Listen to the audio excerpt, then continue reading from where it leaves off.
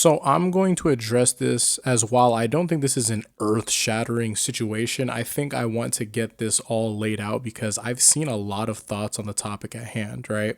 So if you're unfamiliar with it, what had happened recently and you saw the thumbnail, which I'm pretty sure I'm going to set it up as that. Shonen Jump is celebrating the 30th anniversary of Rurouni Kenshin, right? And they got around 38 mangaka to make dedicated drawings to this celebration. Here's the issue. The creator of Rurouni Kenshin, Nobuhiro Watsuki, had been convicted of possessing large amounts of explicit content containing minors. Matter of fact, he had so much that the police had thought he was a distributor. That's insane. Now, without any sort of further explanation required, you're able to look at Watsuki like, oh, okay, this is a sick man. Why would we celebrate this? Well, if you've seen how people had supported Roman Polanski and even Sean Combs recently, which surprises me because what in the fuck are you appreciating about Diddy? He doesn't even make good music. The truth of the matter is that if you make stuff that people like, depending on the fan base that you'll get people that'll look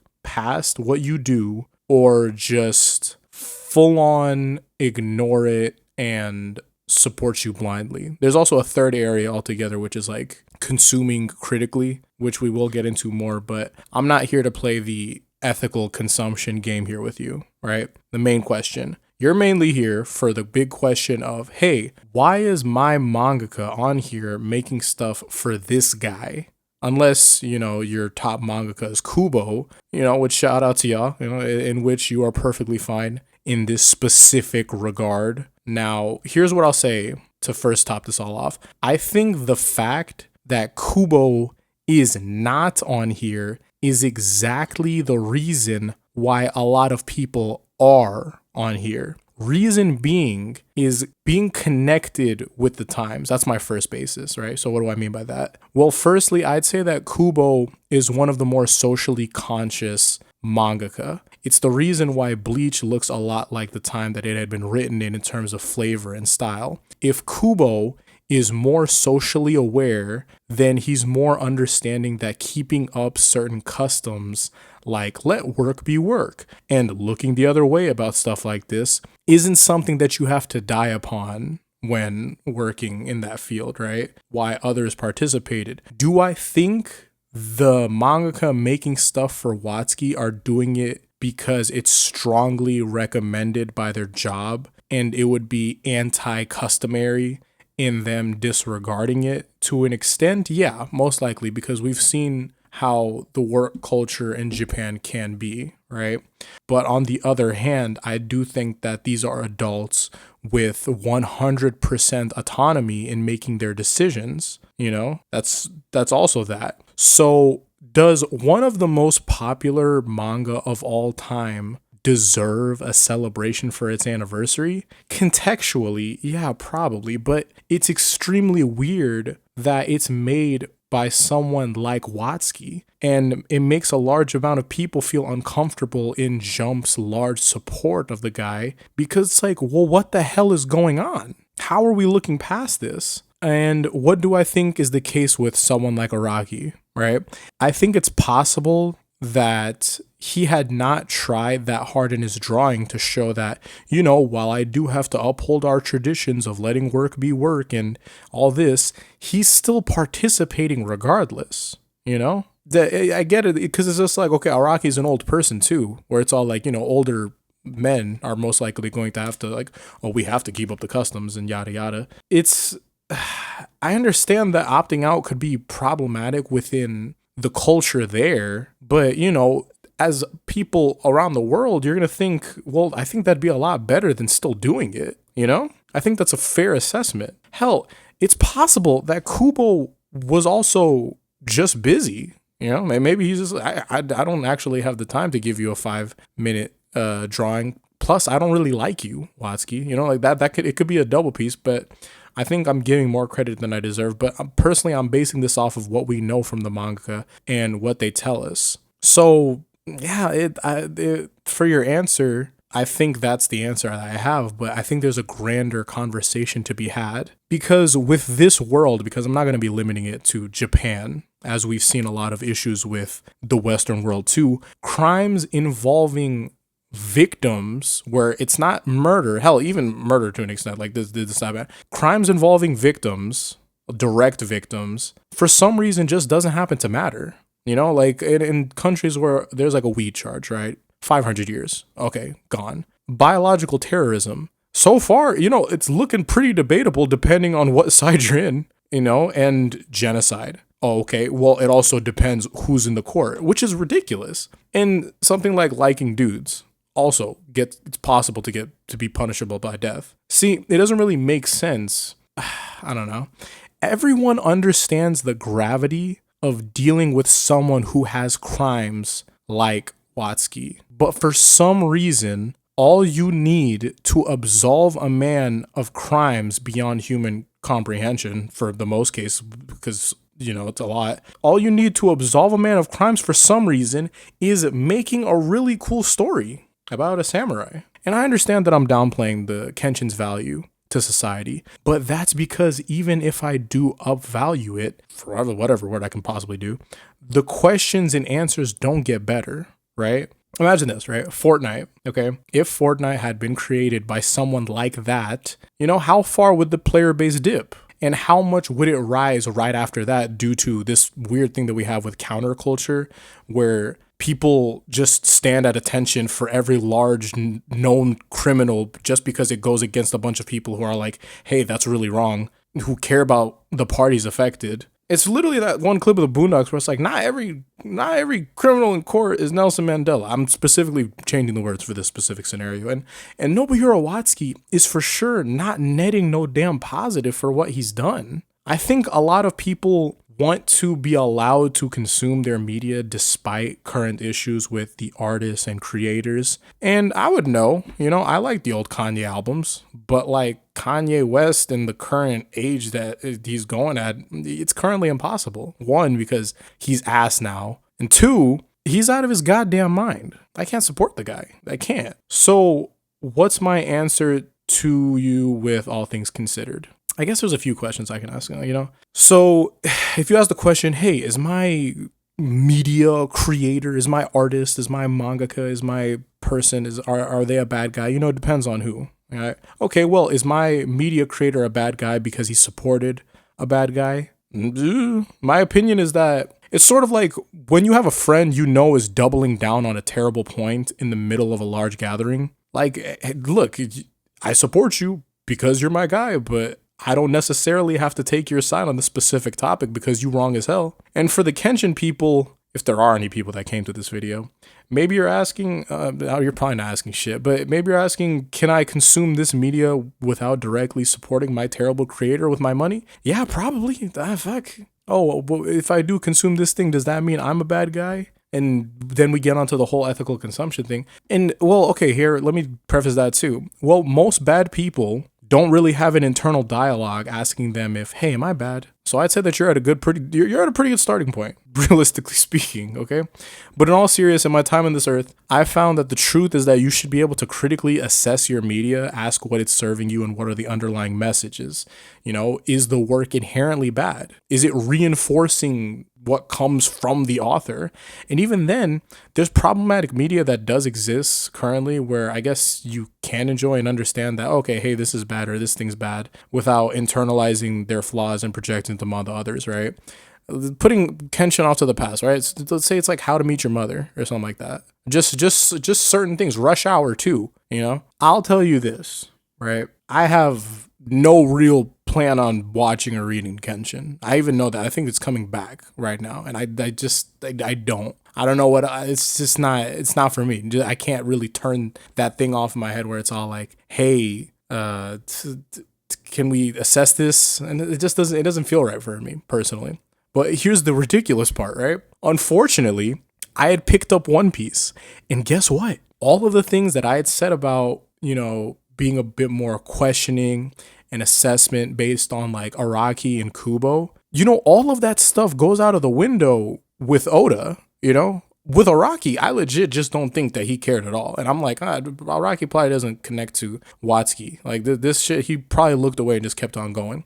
But Oda, dude, you cannot remove Watsuki from One Piece or Watsuki from Oda. This guy is legit in love with Watsuki. You can't take away this guy from the man.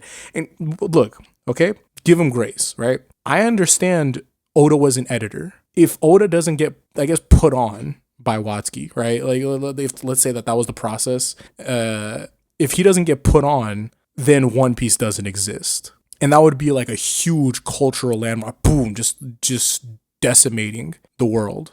Oh, wow, right? And we don't even have to really think about that. Because remember I was talking about like, oh, hey, what if someone like that was throwing Fortnite? We don't have to talk about that because Oda writes One Piece. Oda is One Piece. You can't remove one from the other. Now, how are we going to assess that? You know, you could just like not watch One Piece at all. You can not read One Piece at all. But like, you know, the fact that it's this important to the cultural zeitgeist is it's one of those things where, damn, I really can't have this removed. You can't remove that from his character. That's literally just a thing specific to Oda. And it's, man, like, okay, watch, right? If someone decides to keep reading One Piece, like me, for example, right? Because I do read One Piece. They should probably accept that even if you're using the Shonen Jump app, you're indirectly supporting Oda's continued public loyalty to Watsuki. That's just the reality. I genuinely think that's the case. You have to know that that's happening. It is happening. You can't like look away from it. It's worse to look away. I think the worst approach would literally be either extreme. You're completely writing it off like anyone who doesn't read One Piece and just grouping them all into like this whole big issue is one thing. And pretending that Oda's relationship like Watsuki doesn't matter at all is even more bonkers. Both of those feel like ways of avoiding dealing with the actual complexity of the matter. And you see One Piece as this story of, oh, liberation, salvation. We can be something. We can fight against all that is fated against us and all that, right? And Luffy as a protagonist, taking people as who they are and all this. It's like, man, this is so One Piece, but damn, like that, some of this thematically connects because damn, this is One Piece, right? Like, this is a realization I had, right? Oda had recently confirmed that Zoro is largely inspired by Watsuki. That one was the one like directly said. But here's my thing, what I thought about right after that. Look at Shanks, right? Red-haired swordsman with the scars, just like Kenshin. That's Luffy's 1, that's Luffy's 2. And I think Oda sees himself as Luffy for the most part, especially consider how long he's been writing the story and how long he's had ideas for One Piece. Luffy's probably largely connected to him and his mind, like in general, just his mentality. So Luffy with the, I don't really care about your past, I care about who you are now. It's not even about like, I don't care about your past. It's just that how is Luffy supposed to know about your past unless he's directly informed? So he's just going to take people as they are. And that's how he works in the world. He takes people as they are and how they convey themselves to him or around the people that he likes and doesn't like. And that's reflective with Oda's stuff, right? But here's the issue with this approach, right? Another thing, because we're just like, oh, we're going to look past all the da-da-da-da. Look, while the past can be the past, the problem is that all of the people that are directly harmed because of this, that it's not past, is the past for them. Someone actively supporting someone like Watsuki, even though Watsuki is probably one of the largest reasons that Oda got to work and make One Piece in the first place, it's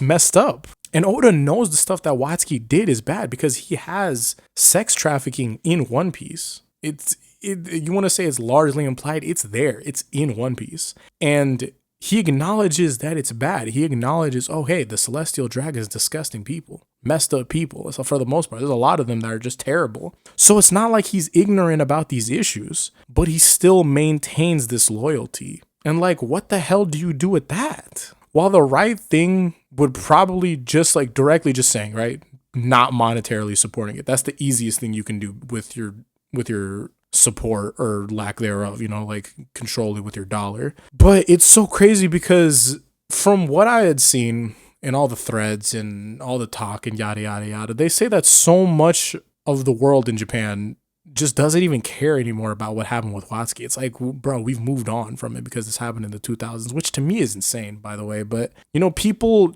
don't want to get rid of One Piece because One Piece isn't the problem. The same thing with J.K. Rowling and Harry Potter, right? I know a bunch of people that love Harry Potter. They hate the author. Of course they do. Even the actors, same thing. People want to be able to consume the media without supporting the individual. And one day, those things will be separate, you know, in terms of who's alive and who's dead, you know? All of the problematic authors and authors with problematic tendencies will one day pass, and their stories will continue on. And at that point, it's just about thinking critically and moving accordingly. Because look, I'll tell you this, as someone who likes horror stuff in general, a lot of stuff is Lovecraftian. Lovecraft in his life had been like a hella large racist and everything. He had like a lot of stuff that was all encompassing. And, you know, in his last days, he had some letters where he's like, oh, I was a stupid kid. He didn't say anything about like, I feel bad about the racism. He said I was a stupid kid. And I'm like, maybe you can attribute something to that. But you kind of realize, you know, a lot of people have love for Lovecraft and people of color too. So it's like, hey, obviously I ain't like the guy being racist, but he had cool shit. And I'm like, you know what? Fuck it, yeah. Everything's built on something, right? And sometimes people move accordingly, like within the thing itself. Like, what was the guy's name? Howard Wang, right? He is, I think, Kenshin's new voice actor. And from the money he's earned from the role, he donated. He donated to the Child Rescue Coalition. He had been addressing that, you know, he does not support or condone the actions of the creator. Amazing work, right? And this isn't even something that he was obligated to do. It was just like, oh, you know, like I do feel bad about the thing, but the, you know, the important role, big anime and da-da-da-da. I'm like, no, exactly. I get it. For sure I get it. I understand. And I remember back when it was happening, Oda had donated to his hometown when an earthquake had happened, you know, and even if it's something that directly impacts him, he shows that he has the humanity to use his facilities in helping others. But nothing about this Watsky shit though, right? Like nothing about the kids, for the kids. Cause your guy, like, bruh, I don't know, like, I don't know. It's odd, it's bad, and I'm not really sure what else you do here besides move accordingly. And some people say hope, but I'm a firm believer if someone shows you who they are, believe them. And waiting for change is kind of ridiculous. You kind of just like, if this person wants to change about something, they'll change about something. But to me, I don't know. I think the end thing that I would leave you with is, I think sometimes, a lot of the time, you're given stories and important messages, but you don't control who or where it comes from. And I think that's probably one of the most like bittersweet things that comes with this life. So yeah, that's all I got for you.